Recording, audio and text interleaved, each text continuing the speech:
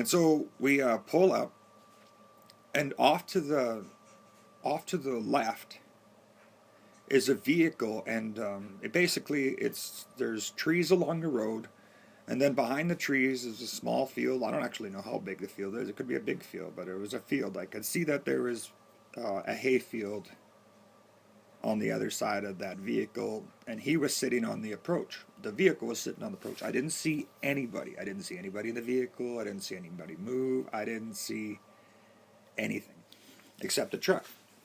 And it was like a silver SUV. I believe it was the Toyota that these guys were going on. I really seriously think that's what it was.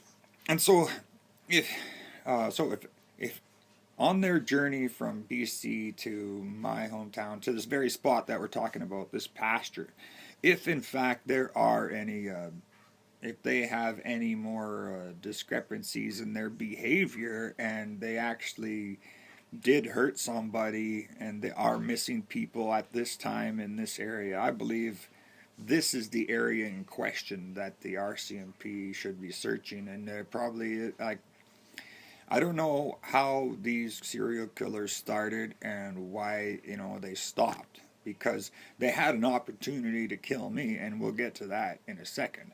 But as you know, if they are so criminal minded and intent on escaping, there could possibly be some more malicious behavior that we have not documented, like a missing person around the July 20th spot, around July 20th, 22nd.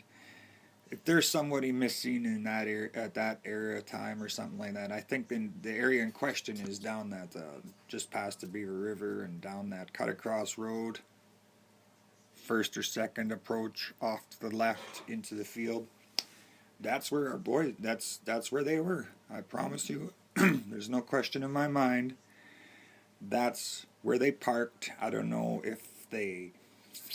what the deal was. You know what I mean? What were they doing there? Why'd they park there? Because if they slept there, that would have been around 7 or 8 o'clock at night. 6 o'clock at night. Somewhere around there. 6 to 8, we'll just say that. Because it's somewhere around 6 to 8.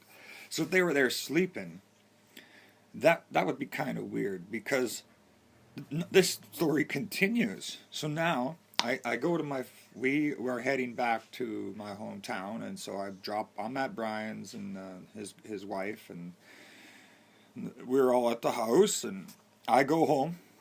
I take the same route I take every day. I always just kind of like maybe go a half a block further, or don't go down the alley this day or whatever, but it's always the same route. I live 5 blocks away, and I pretty much have to get to the corner of this school, and I have to go across the park or along the park on the opposite side of the street on the sidewalk. So there I am.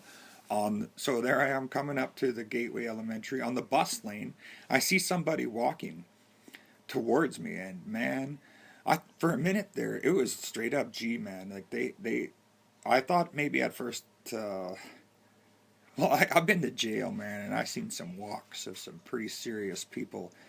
And the walk that I seen, it was straight up gangster. At first